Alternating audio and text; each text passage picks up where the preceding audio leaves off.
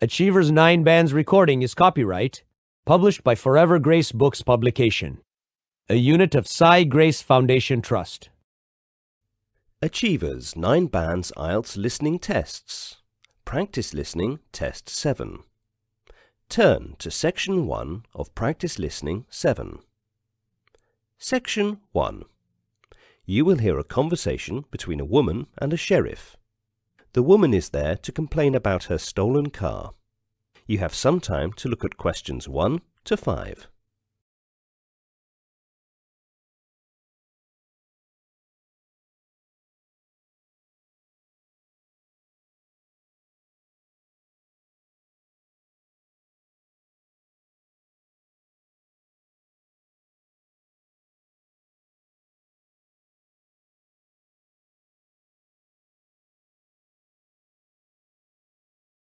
You will see that there is an example which has been done for you.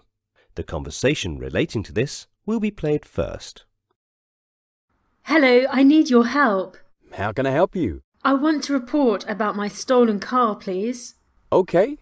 I have had my car stolen. The woman has lost her car, so a car is written as an answer for the example. Now listen carefully and answer questions 1 to 5. Hello, I need your help. How can I help you?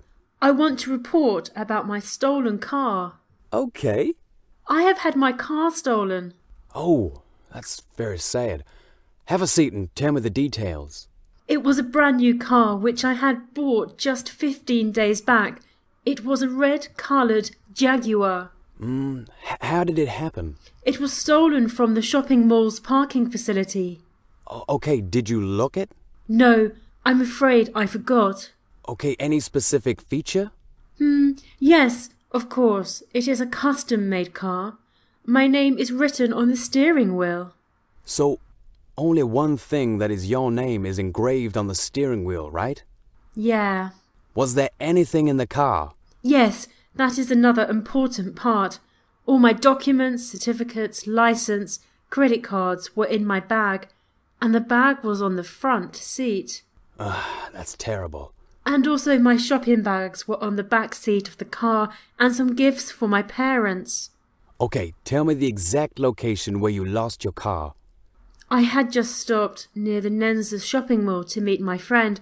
I was just some meters away from my car, and within a blink of an eye it vanished.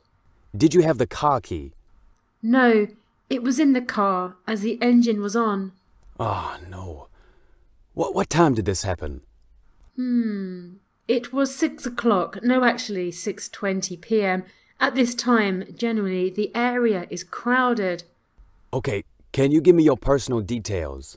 Yes, sure. Now look at questions 6 to 10.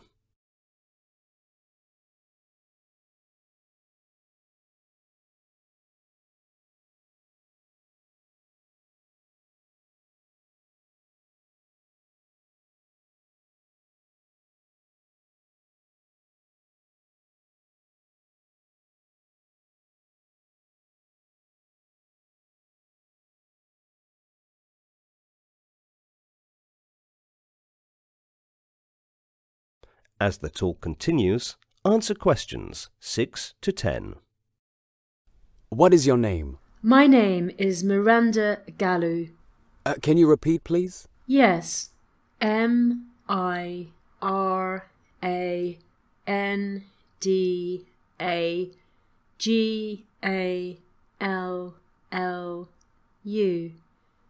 Where do you stay? Studio apartment 47, Hilton Road, Florida. Hilton Road. Yeah, studio apartment 47. And your phone number? It is 788-6644. Right, 78886644. Yes, I would be really grateful to you if you could find my car. Yes, ma'am. I can understand your loss. It is an expensive car, am I correct? Yes, it is very expensive. I want you to come to the police station tomorrow also, so that we can follow up your case. Thank you. Hope you will find my car soon. That is the end of section 1. You now have some time to check your answers.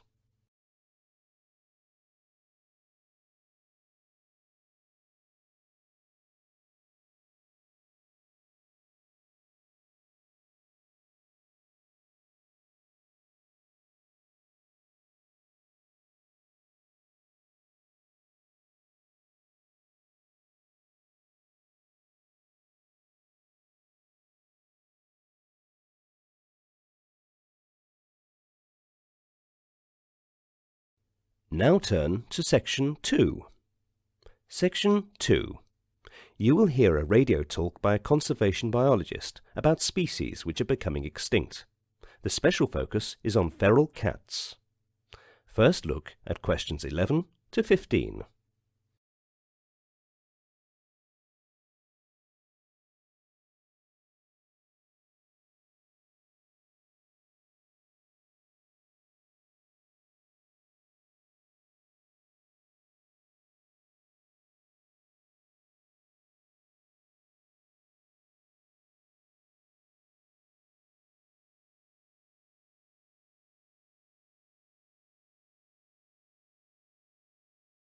Now listen to the recording and answer questions 11 to 15.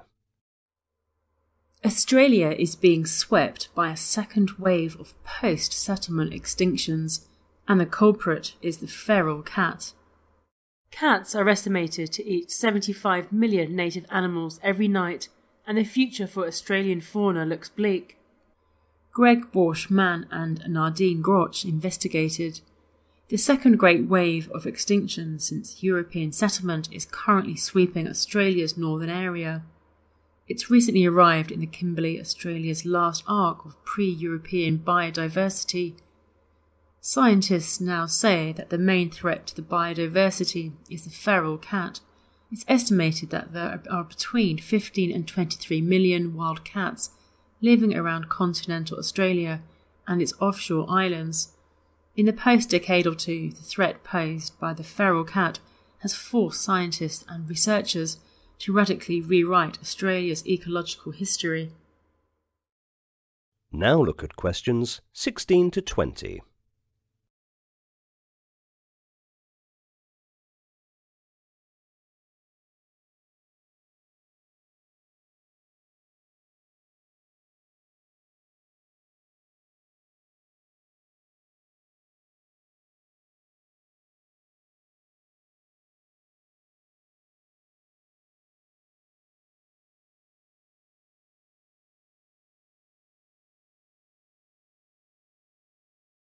As the talk continues, answer questions 16 to 20.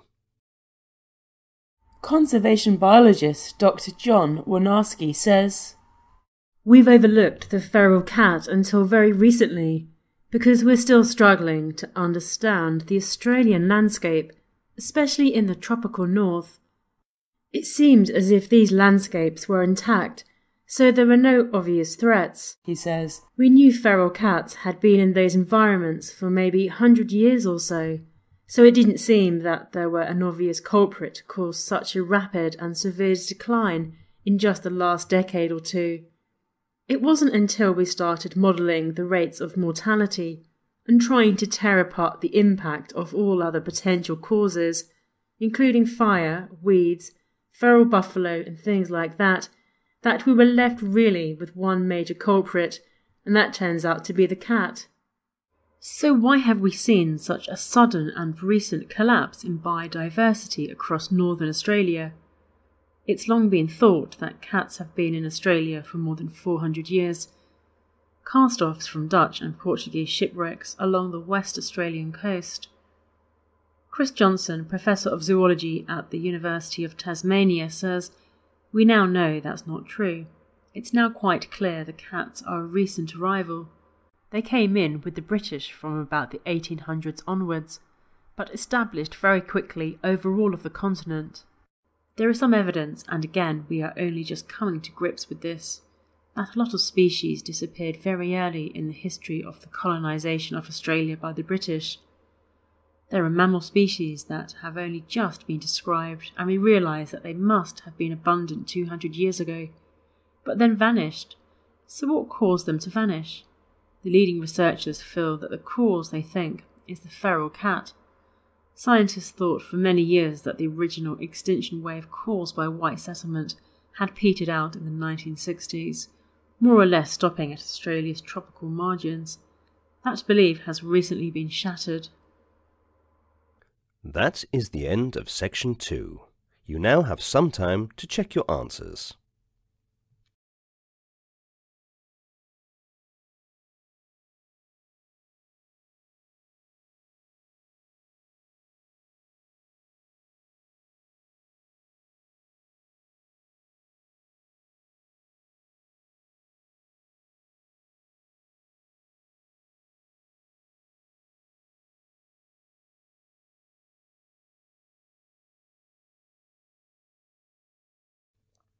Now turn to Section 3. Section 3. In this section, you will listen to an interview with Al Pacino, who has perfected his own masterful blend of intensity, coolness and control on the stage and screen for over 4 years. The interview is conducted by a famous TV presenter, Julian Schnobel. First, you have some time to look at questions 21 to 23.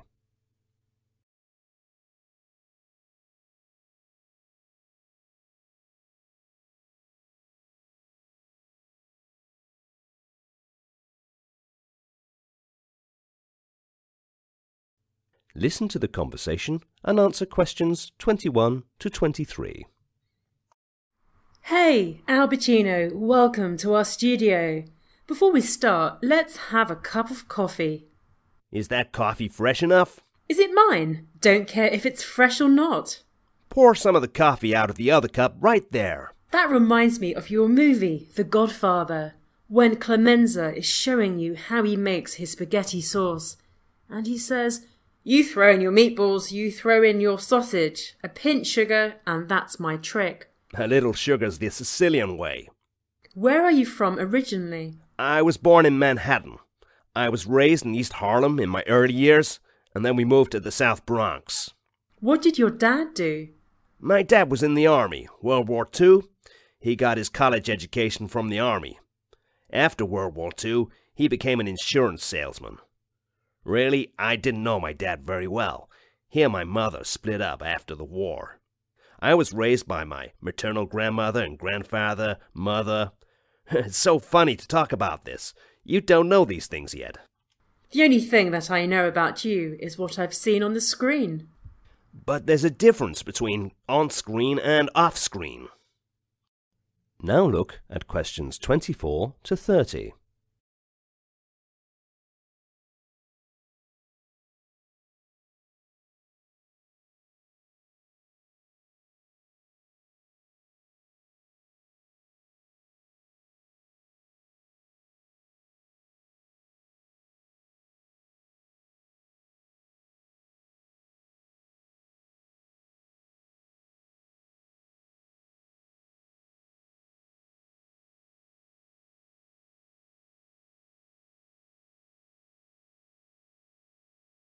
As the talk continues, answer questions 24 to 30. Of course, that's what we're trying to find out here. What makes Al Pacino tick? So why do you do acting? It's necessary to do it. Why I am here and why I started to do this is because of the kind of things that were around when I was at an age when they impressed me. I was impressed by the experimental theatre of the Living Theatre in the early 60s and by the Open Theatre, and I was impressed by early Circle in the Square days. I was part of those troupes who would watch plays played by actors instead of buying a cappuccino and a piece of pastry. I did children's theatre. How was your experience when you used to go for auditions? When I was younger, I would go to auditions to have the opportunity to audition, which would mean another chance to get up there and try out my stuff, or try out what I had learned and seen how it worked with an audience, because where are you going to get an audience? Sometimes the only way you can get an audience is at an audition. I'd never expect to get the role, of course. Do actors get a role in movies easily? I don't think actors should ever expect to get a role, because the disappointment is too great. You've got to think of things as an opportunity. An audition is an opportunity to have an audience. Now that you've had a few roles, I'm sure auditioning is less satisfying for you. As you get older, auditioning becomes harrowing and difficult. Why did you even want to be in movies? Actually, I started theatre at a very young age and did it for many years. When one is young, everyone wants a bigger platform, bigger work where one can get more exposure and greater opportunity. Theatre gave me the same type of roles and limited money. But when you are grown up, the things don't go like that. I started dreaming of myself in movies, as it has been a bigger fan club and huge money making. Money is important for you? When I was young, I fell in love with whatever happened. You know, with that kind of world. Once I fell in love with acting, that was it. It no longer mattered whether I made any money at it or not. Do you want to go back to theatre? Well, I like the theatre because theatre is where I started. I've now come to a point where I understand movies like the way I understand theatre. Theatre for me at one point was a lifestyle too. I don't know anything about your past. Maybe I'm not reading enough, but I suspect it's because you're an extremely private guy. Maybe I got into the habit of not stepping out of it because it worked for me before. I enjoy the company of people. Sometimes I'm separated from them by my work. I go off to work and that can last a long time, especially in the movies when you're out of touch for 7 or 8 months. And you come back and the rhythms have changed. People are no longer together and things like that. What encourages you? When you see people who have endured and have come through, who still have that kind of spirit left, like the survivors, then there's something encouraging about that. Thank you for sharing of your life. That is the end of section 3. You now have some time to check your answers.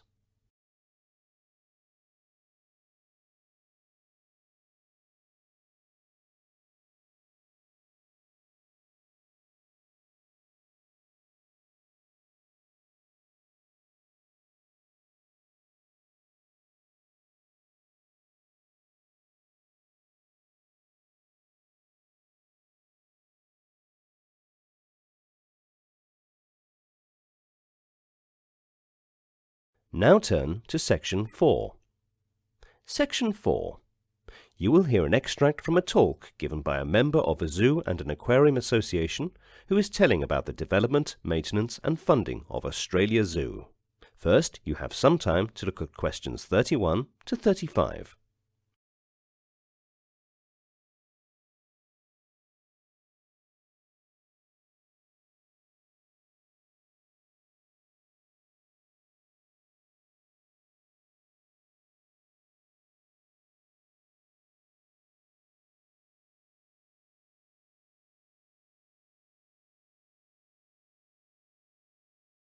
Now listen carefully and answer questions 31 to 35.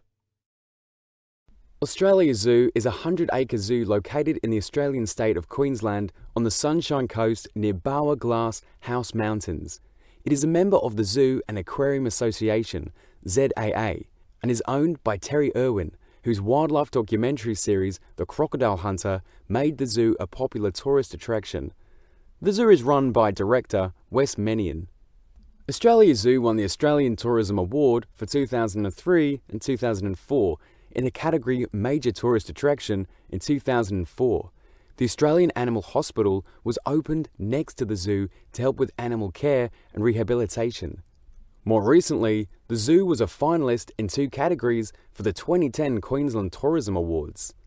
Visitors see a wide variety of birds, mammals and reptiles, and can view crocodile feedings, hand-feed elephants, and have hands-on animal encounters. Now look at questions 36 to 40.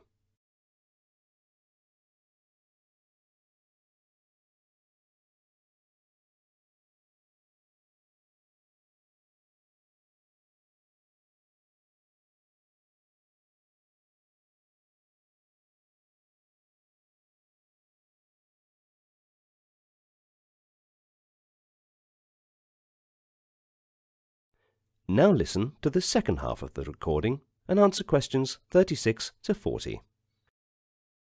Australia Zoo was opened by Bob and Len Irwin on the 3rd of June 1970 under the name Burwa Reptile Park. Bob is a world-renowned herpetologist who is regarded as a pioneer in the keeping and breeding of reptiles, while Lynn was one of the first to care for and rehabilitate sick and injured wildlife in southeast Queensland. Bob and Lynn passed on their love and respect for wildlife to their 3 children, Joy, Steve and Mandy. In 1982, the park was renamed the Queensland Reptile and Fauna Park, and the area was doubled with the purchase of another 4 acres. In 1987, the Crocodile Environmental Park was opened in an effort to aid saltwater crocodile protection. By the 1990s, the Crocodile Environmental Park had become very popular and was seen as unique for its display of crocodile feeding within the park. The area was mainly used to house adult saltwater crocodiles that had been captured and relocated from the wild. In 2007, the zoo and the government of Queensland made a land deal involving giving a parcel of land from the Burwa State Forest to Australia Zoo in return for land near Peachester State Forest, which was transferred to the government for forestry. The swamp permitted the development of an open-range safari attraction, allowing the zoo to expand to a world-class standard. In 2008, a new $5 million animal hospital, claimed to be the largest wildlife hospital in the world, opened next to the packing shed. The new 1,300 square metre, around 14,000 square feet facility is built of mud brick and hay. It contains 2 operating theatres with viewing areas for student veterinarians, 2 treatment rooms, intensive care units for mammals, birds and reptiles, a CAT scan pharmacy, nursery and waiting room.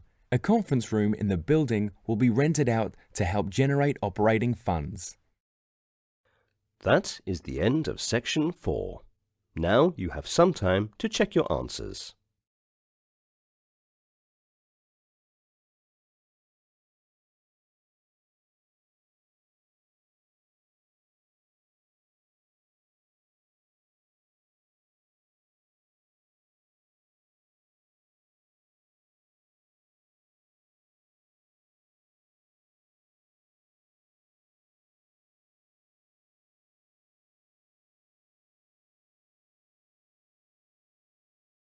That is the end of Practice Listening Test 7.